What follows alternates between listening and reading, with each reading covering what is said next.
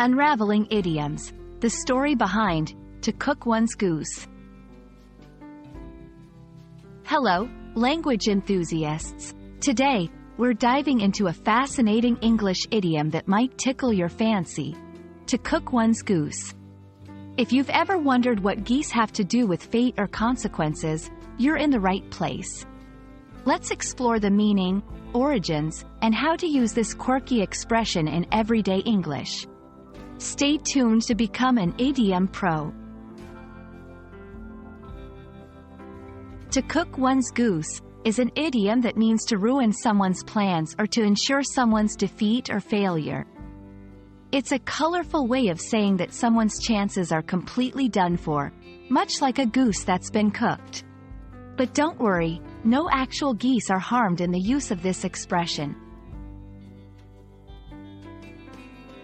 The exact origins of "to cook one's goose" are a bit murky, but it's widely believed to have emerged in Europe several centuries ago.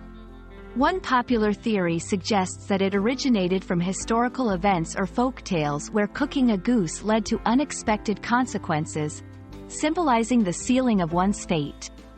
Regardless of its true beginnings, the phrase has been used in English literature and speech for hundreds of years, proving its staying power and the English language's love for animal-related idioms.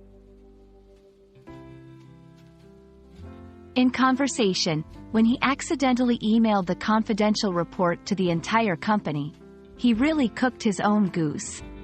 In writing, with that move, the chess champion cooked his opponent's goose, securing his victory.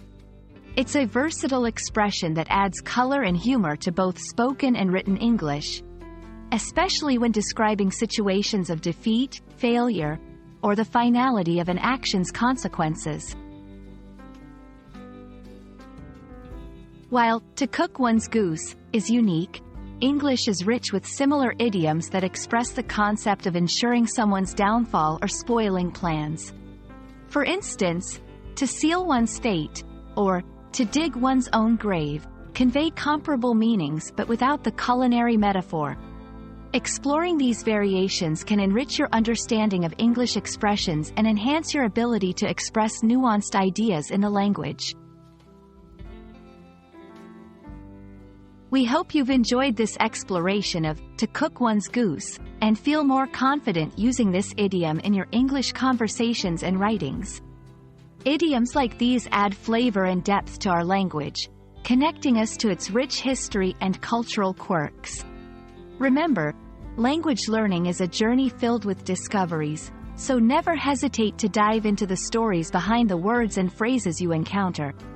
Happy learning, and may you never cook your own goose.